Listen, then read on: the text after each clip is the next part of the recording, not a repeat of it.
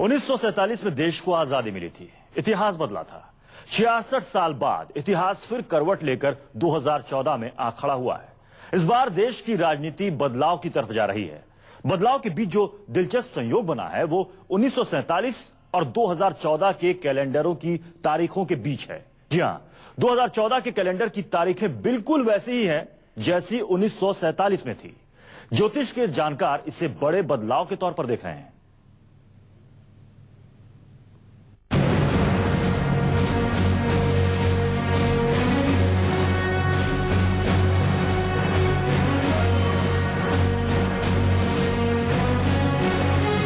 छियासठ साल बाद इतिहास एक बार फिर उसी दहलीज पर खड़ा है जहां से हिंदुस्तान ने दुनिया के नक्शे पर एक नई शुरुआत की थी।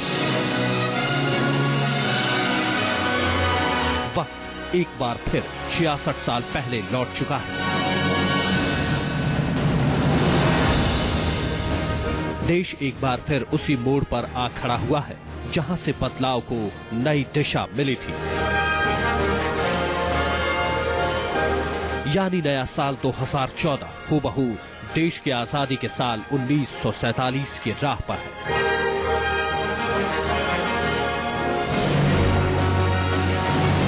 जी हां, यकीनन सुनकर आपको ताज्जुब होगा कि 2014 और 1947 के कैलेंडर की तारीखें एक जैसी हैं। तारीखों के इस मेल पर ज्योतिषी कहते हैं कि 1947 की तरह ही नया साल भी बहुत बड़े बदलाव की तरफ खड़ा है। इतिहास फिर से करवट ले रहा है।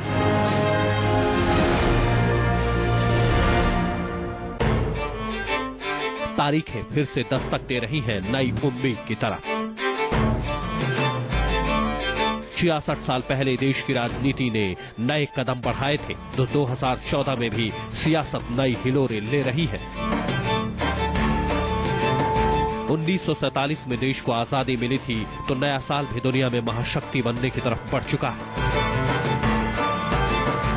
और आंख मिला के कि अवश्य हम कहते हैं इंडिया का भावी तगड़ा है। तगड़ा का महीना सुपर पावर इंडिया बनेगी। इंडिया पावरफुल है, इंडिया मजबूत है, इंडिया जोरदार है। खबरदार जो किसी ने हमारे देश के ऊपर आंख भी लगाई तो क्या आंख क्या आपका भूखा उड़ा देंगे। खबरदार। अब जरा 2014 और 1947 की तारीखों पर गौर करिए। साल 2014 का पहला दिन यानी 1 जनवरी बुधवार को है, तो 1947 में भी 1 जनवरी बुधवार को ही थी। अब आगे देखिए, 2014 में 26 जनवरी रविवार को है, तो 1947 में भी 26 जनवरी रविवार को थी। साथ ही इस साल 15 अगस्त शुक्रवार को पड़ रहा है, जबकि 1947 में भी 15 अगस्त शुक्रवार को था। 2014 भी बुधवार को खत्म होगा, जबकि 1947 भी बुधवार को ही खत्म हुआ था। लेकिन दोनों सालों के त्योहारों की तारीखों में फर्क है। साल 1947 में होली 6 मार्च, रक्षाबंधन 31 अगस्त, दशहरा 24 अक्टूबर को और दीपावली 12 नवंबर को थी, जबकि नए साल 2014 में होली 17 मार्च, रक्षाबंधन 10 अगस्त, दशहरा 4 अक्टूबर और दीपावली 24 अक्टूबर को पड़ रही है। ज्योतिष के जानकार बता रहे हैं कि नए साल की तारीखें 1947 के जैसे होने के चलते देश की राजनीति में बहुत उथल पुथल होने की उम्मीद है। सत्ता में परिवर्तन होगा, देश में उथल पुथल रहेगा, पड़ोस के देशों से जो है तनाव पैदा होगा और स्थितियां जो है देश की कठिनाइयों की तरफ बढ़ेंगी और आतंकवाद भी बढ़ेगा और देश में जो है काफी कठिनाइयों का सामना देश को करना पड़ेगा। ज्योतिषियों की बात कहीं न कहीं देश के मौजूदा सियासी हालात को सही ठहराती है। 1947 में देश की आजादी से पहले भारी उथल पुथल थी, इस बार भी सियासत में उथल पुथल है। अरविंद केजरीवाल देश में बदलाव के नायक बन चुके हैं। भारत माता की। बीजेपी के नरेंद्र मोदी 10 साल पुरानी कांग्रेसी सरकार को सत्ता से बाहर करने के लिए दम भर रहे हैं। सर ऊंचा कर करके जी सकता है। तो सत्ताधारी कांग्रेस भी 2014 की तैयारियों में जुट गई। लोकपाल पास हो चुका है, इसे भी बदलाव के तौर पर देखा जा रहा है। देश की कुंडली बताती है कि आने वाले वक्त में देश दुनिया के फलक पर भी नए मुकाम तय करेगा। नहीं, भारत तो एक बहुत मजबूत रूप से उभर कर आएगा और भारत की छवि देश के अन्य देश के कोने में होगी और निश्चित रूप से जो है इसमें भारत का एक सम्मान बढ़ेगा। यानी अगर ग्रहों की चाल सही रही तो बहुत जल्द हिंदुस्तान नई महाशक्ति के तौर पर सामने आ जाएगा। साथ ही लोकसभा चुनाव के साथ राजनीतिक उथल पुथल भी होनी तय है, यानी इतिहास बदलाव की तरफ बढ़ चुका है। Bureau report, news 24।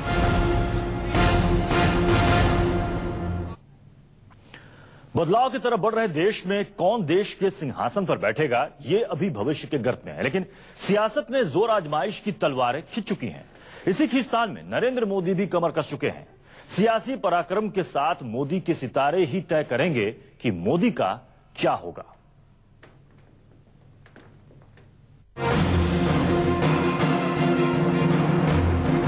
बहुत गंभीर बात कर रहा हूं दोस्तों, सुनिए। आक्रामक अंदाज, शानदार सियासी तेवर और भारतीय जनता पार्टी की तरफ से 2014 में प्रधानमंत्री पद के लिए दावेदार नरेंद्र मोदी। सड़क से उठकर सरकार बनने का नाम है नरेंद्र मोदी। एक मामूली परिवार में पैदा होकर राजनीति के सिंहासन तक पहुंचने का सफर बेहद दिलचस्प है। अपने राजनीतिक विरोधियों को मुंहतोड़ जवाब देना और कब कौन सी सियासी चाल चलनी है, ये अच्छी तरह पता है मोदी को। मिशन 2014 के सफर में मोदी कांग्रेस के हाथ से सत्ता का कमल छीनकर बीजेपी के पाले में करना चाहते हैं, लेकिन इस सियासी सफर के पीछे मोदी की काबिलियत के अलावा कुछ और भी है, जिसके चलते मोदी आज इस मुकाम तक पहुंचे। ज्योतिषी बताते हैं कि सियासत के सितारे भी बुलंद हैं। नरेंद्र मोदी का हाथ, जो मेरे पास फोटो है, हाथ मैंने देखा है, ये बहुत इंपॉर्टेंट है।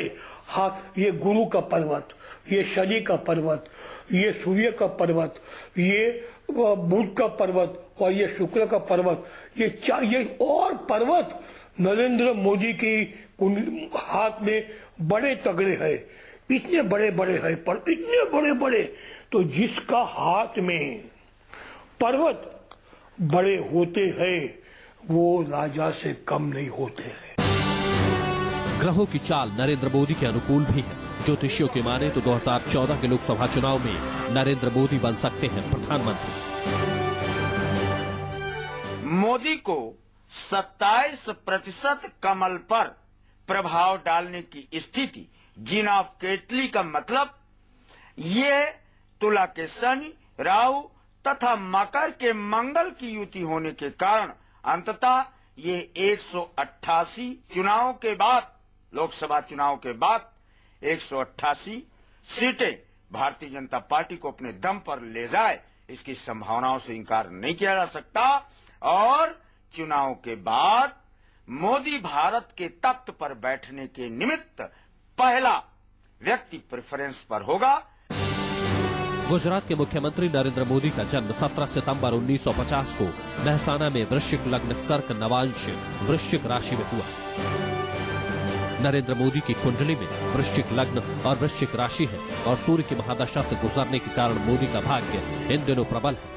ज्योतिषियों के मुताबिक वृश्चिक लग्न में मंगल लग्नेश होकर बैठता है और चंद्रमा जब भाग्येश होता है और लग्न में जब ये संयोग करते हैं तब राजयोग बनता है। ज्योतिषियों की माने तो इन दिनों नरेंद्र मोदी की कुंडली में भी योग कुछ इसी तरह के हैं। स्वामी चंद्रमा केंद्र में है और जिस वक्त चुनाव होगा उन दिनों नरेंद्र मोदी के भाग्य स्थान में बृहस्पति होगा, जो निश्चित ही फलदायी होगा। कुछ विद्वान तो इनकी कुंडली के योग को गजकेसरी योग का नाम दे रहे हैं। मोदी की कुंडली के 11वें घर में सूर्य, बुध, केतु और नेपच्यून के साथ बैठा है। गुरु चौथे घर में शुक्र और शनि के आमने सामने बैठे। नरेंद्र मोदी जी की कुंडली में जो अभी प्रेजेंट जो हम 2014 की गोचर और महादशा जहां अनुकूल है वो नरेंद्र मोदी जी की कुंडली में है। प्रथम बात, उनके राजयोग कारक अंतरदशा में गुरु चल रहा है। चंद्रमा की महादशा में गुरु की अंतरदशा, ये जो गजकेसरी योग बना रहा है, ये महाअद्भुत योग है जो कि उनको पीएम पद में ले जाएगा और पीएम पद जरूर दिलाएगा। मंगल इनका लग्न स्वामी है और अपने ही घर में बैठा है, जिससे मोदी आत्मबल और साहस से अपने विरोधियों को मात देते हुए आगे बढ़ते जाएंगे। मंगल की इसी स्थिति के कारण मोदी अपने विरोधियों को कभी माफ नहीं कर पाते। मौका मिलने पर विरोधियों से बदला जरूर लेते हैं। ग्रहों की इस स्थिति के कारण मोदी की कुंडली में कई शुभ योग बने हुए हैं, जैसे गज केसरी योग, मूसल योग, केदार योग, रोचक योग, मोशी योग, फेरी योग, चंद्रमंगल योग, नीच भंग योग, अमर योग, काला योग, शंख योग और वशिष्ठ योग। हालांकि कुछ ज्योतिषी कहते हैं कि नरेंद्र मोदी की राशि वृश्चिक राशि में ग्रहों की स्थिति के कारण इन्हें विरोधियों से सावधान रहना चाहिए। नरेंद्र मोदी की कुंडली जो है बताती है कि इस समय उनकी कुंडली में जो है चंद्रमा की महादशा चल रही है। चंद्रमा भाग्य का मालिक है और जनता के घर में राहु बैठा हुआ है, जो राजनीति का कुशल ग्रह माना जाता है। राहु जो सत्ता की तरफ संकेत कर रहा है और 30 मई के बाद नरेंद्र मोदी के सितारे बहुत ऊंचाइयों के संकेत दे रहे हैं, जिस पर निश्चित रूप से सत्ता आने की योग इनके कुंडली में प्रतीत होता है। जाहिर है सितारों के साथ साथ मोदी को सियासी चालों से भी निपटना होगा, तभी उनका सपना पूरा होगा और लाल किले पर झंडा फहराने का मौका मिलेगा मोदी को। Bureau report, news 24। बदलाव के साल में कांग्रेस के उपाध्यक्ष राहुल गांधी भी खास चेहरे हैं। पार्टी को तीसरी बार केंद्र का राज दिलाने की जिम्मेदारी उन्हीं पर है। ऐसे में राहुल गांधी का राजयोग भी उनकी इस लड़ाई में बड़ा रोल निभाएगा। ज्योतिषी कहते हैं कि राहुल गांधी की कुंडली में प्रबल राजयोग चल रहा है।